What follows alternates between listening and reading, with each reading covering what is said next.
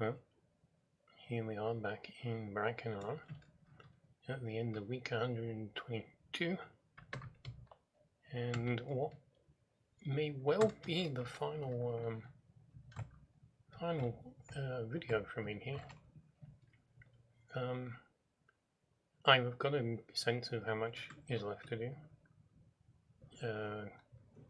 I'd probably include this, so there's a possibility that by the end of 2 weeks I may just be finishing here. But this is nearly done. The actual battle itself.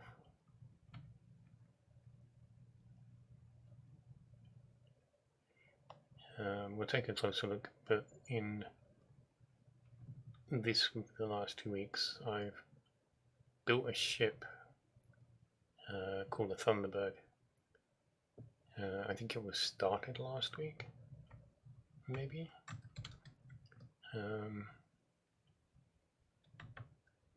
And packed it up in a structure block and rebuilt it here and here.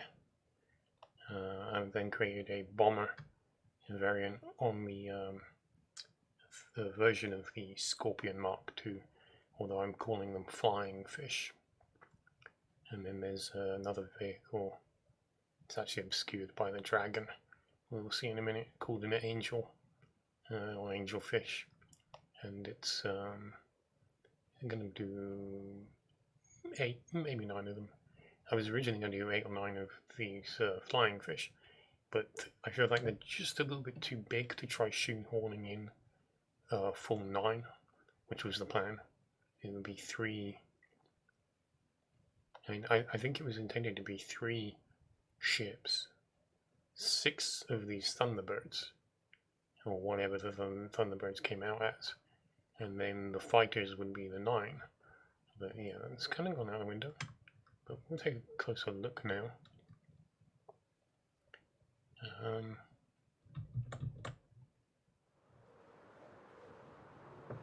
I'm assuming, well, we'll take a look anyway, but I'm assuming the Rana flat was finished. Turn down the render distance. I think the computer can handle 32 pretty well, but 52 is pushing it. It gets a bit noisy if I move around too much. So yeah, these are the Thunderbirds. They're based on the design of another player, or rather he built a steampunk version of the classical kind of bomber from World War II. I did a version of that elsewhere, and then here I wanted to take that to the next level, and kind of make it as much my own as possible. And I think you would only vaguely see the resemblance if you saw the particularly the original steampunk version, although to be honest, my build based on his Jarrett's steampunk bomber is pretty close to it. It's slightly smaller than what he built. In any case, after actually packing this up in this structure block, I wasn't happy, and I'd reproduced it twice already, and I felt like it didn't look enough like a Grey Knight vehicle. So this is why the wooden tops have gone on at the front and back. And then in the process of that I added some colour, or I added copper. The colour was already there. Actually the other 2 weren't just duplicates of this. I actually only built half of this and then just swapped it over. Wait, no, I built all of this one, but I only put half of it in the structure block, so it went straight down the middle, and then when I put it up I had to unload the first half and then mirror the second half, which led to some quirks inside that have been corrected now, because there's a door on one side but not the other in the unloaded half that gets duplicated. The door is also here, so then that happens at the other end as well. So there's a few bits and pieces that need to be modified, but that's all done. One of them has already had this stuff added. Actually, having said that, I'm not sure I put in the yeah, I'm not sure I actually put the copper. Couldn't think of the word. Yeah, I think I still need to do that. No, 221121. It's fairly easy. Yeah. Anyway, it is supposed to be a bomber, but it's more of a transport, like the Thunderhawk is in the Warhammer universe, which is obviously probably can tell that's partly based on. So there is space at the front for troops and the back. I think the bomb bay would probably be somewhere in here, and I obviously haven't left enough room for that. Although, yeah, the hovering mechanism's in the way. Oops. Oh no, sorry, that is right. The split door was back further. There's something cool about being able to come up to the windows of all these vehicles, look out, and see something else. I don't know why, I just like doing it. Hard to see out of this one because it's I'm not happy with the stairs just being one user and a half, so I won't do this and leave it. But yeah, anyway, I'm fairly happy with the design. In the end, I mean, obviously, you know, once I put the helmets on, I call them helmets. I don't know why I calling them helmets. This one is a result of not being able to make up my mind. I felt that this one by itself was too high. It's okay at the back, which is slightly bigger anyway. But the one at the front just literally looked like it was wearing some sort of bizarre hat.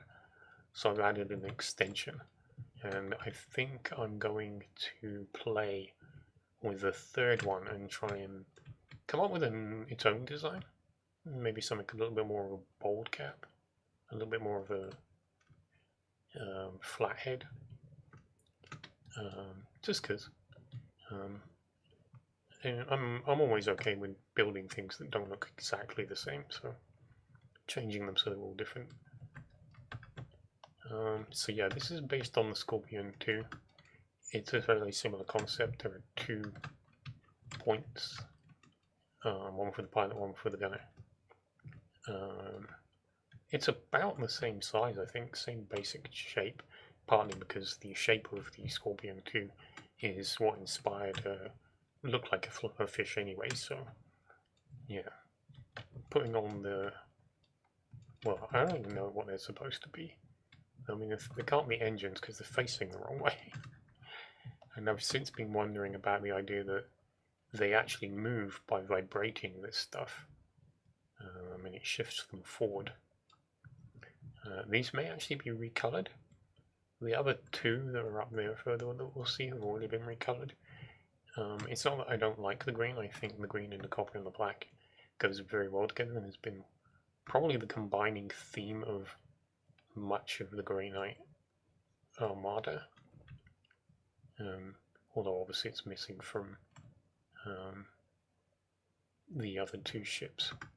But still, the thing is, well, let me show you the Angel, and you'll see.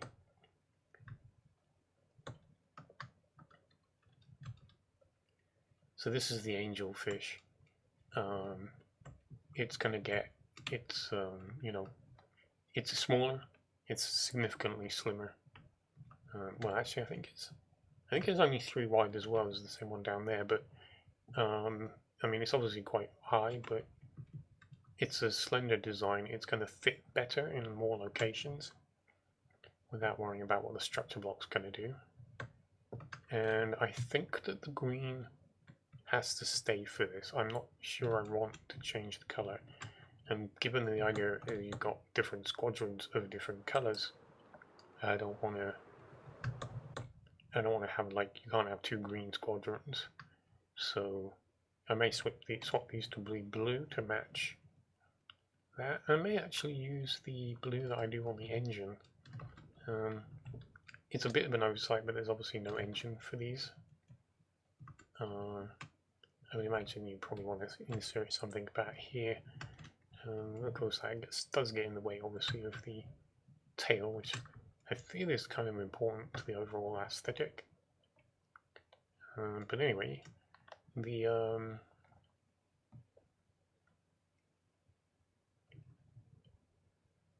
yeah, so they may go blue, so I can save the green. Or even though if I do use 8 or 9, it's still probably going to be split into 2 squadrons.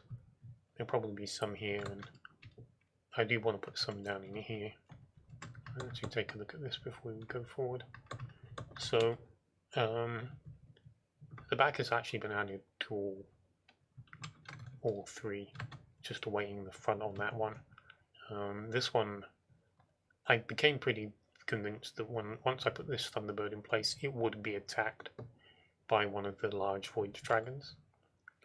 This has allowed me to actually, I forgot. That's what happened. I forgot to put the front on before putting the dragon in place. So the dragon is biting down onto what was the original head end of the Thunderbird. Now, I wasn't about. It was at this point as well. So I got this far, and I'm like, oh dear. And it was like, yeah. I was like, well, okay, I'll just explode it because it's been bitten into. Which is a cunning way of not having to worry about designing anything.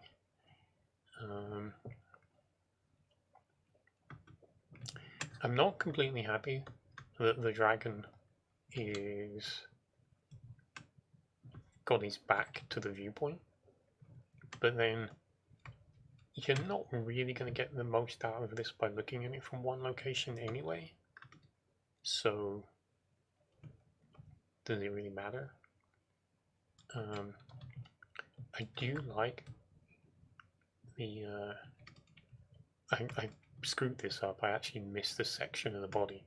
The design starts with matching the curve of this, just in wool, back from the head, and then bit by bit I reshape it based on that original curve. So like the end of that one ends 1, 1, 1, 2, 3, and so there's this one. It does deviate, but it deviates while still partly maintaining the shape. So you've got 7, 5, 3, 2, 2 before going into 3 1s, which this does, but not from the top. From the top, the 5 is here, and then it goes 5, 3, 2, 1, 1, 1, 1. So yeah, it's basically the principle. Working from the original, but as I say, I missed a piece and I did have to work out where the new body ought to be, so this body entirely got shifted the last thing yesterday, which was pretty annoying. So this guy, who's been sat here for a month or more, he's finally finished. I did opt for not having any legs. They don't have any forward arms, so they're best a wyvern. And removing the legs is pretty consistent with the Children of the Elements in the overworld, which this would have been equivalent to in some degree. So, and they don't have legs either, or arms, so nothing has been not breaking any rules or anything like that with what this has done. And then this guy got put in up here. It's a bit messy because of being wrapped around part of the building and the way the wings are coming down, and the fact that the wings are partially transparent, so you can see part of the body through the wings, which is just making a bit of a mess of the image. I think the mouth being closed hasn't helped either.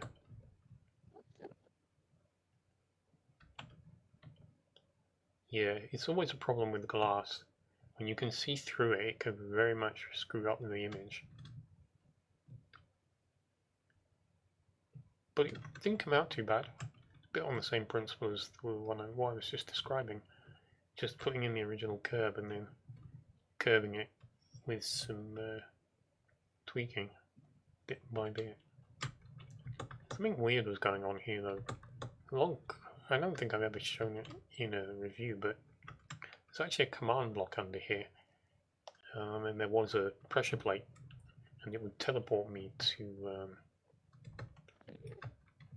the very bottom of the ether.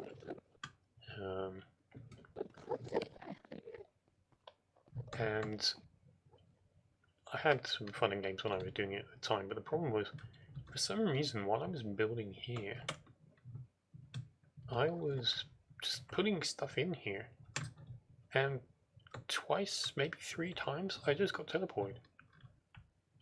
And it's like, the only thing I can think of is Enderman walking across the pressure plate. Because it's a command block, there's no observer or nothing. Can't think of any other reason why it would even happen. So I took it off and just put the plate in there. Because unfortunately I'm the nearest person. So if I'm in range of the command block, I'm going to be teleported. I did try to set it up that it was only teleporting who was directly above the command block. But that didn't seem to work very well. Anyway, so here are the other 2 flying fish. You can see they've, I think, experimented. Red with the pink, not really cutting it. The, what else did I try? I did give a shot with brown and yellow, although that was just the one experiment here, and it didn't look too bad. And then tried creating this, which shouldn't be too difficult, because the yellow terracotta and the green, the yellow concrete, should do pretty good. It was doing that though that made me realise part of what was missing from the first 3, and I'm not sure I mentioned it, but these are all done with the structure block as well. I built the first one, and then in fact actually I think it was this one that I actually built half of and then duplicated. He said, no, I think I tried to do it and didn't. I try not to be that lazy about it. It's like build. If you build, you discover things. If you don't build, then you miss out. So as much as possible, I like to build. But the fact that I knew that these were all going to be identical, it was like, it's no point building them. I don't want any variation. But anyway, what you can see is I swapped these actually out for a better contrast from the terracotta that I was using. And I don't know, just gave it a little extra edge, and I feel much happier about them now.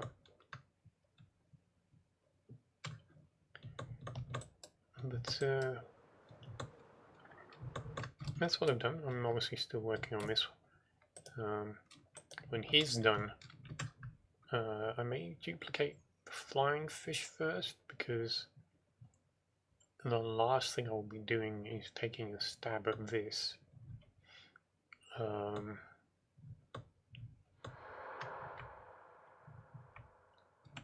don't know what to really say about it.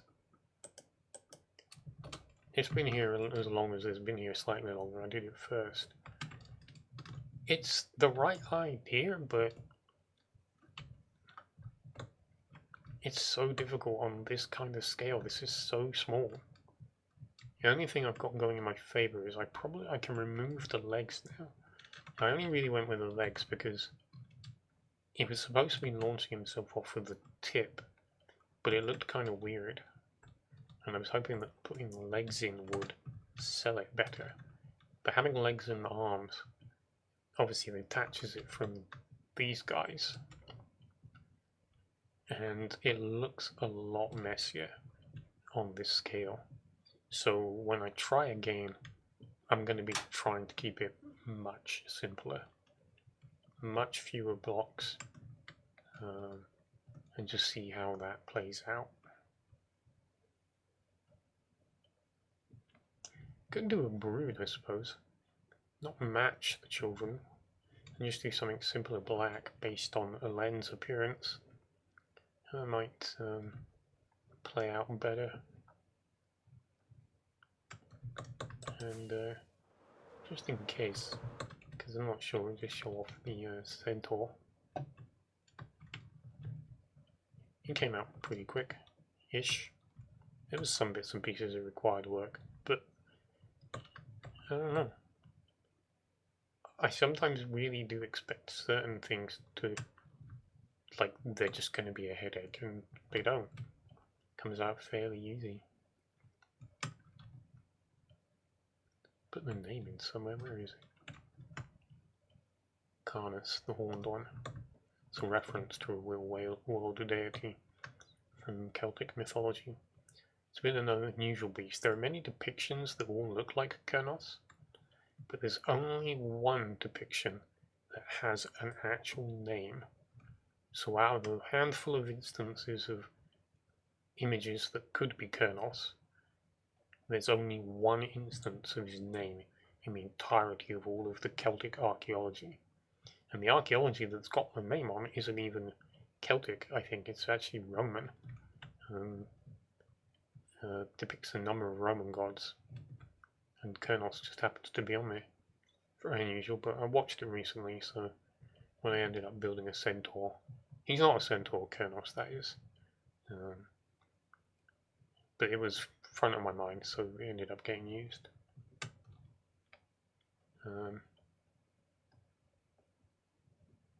But yeah, that's obviously what I've been doing. As I said, not too far off finishing. This video seems to have taken a long time. Clearly talk too much. Speaking of talking too much, I carried out a threat to do a tour video. That turned into 3 streams, and even when I finished hacking out the AFKs, I'm looking at about 9 hours of touring. So I'm going to have to think about how I want to handle that. I may cut them up further so that I only release each section of the map. There are 9. So yeah, that may be the best approach, rather than try to do all these big videos all at once. I'm going to cut it short there.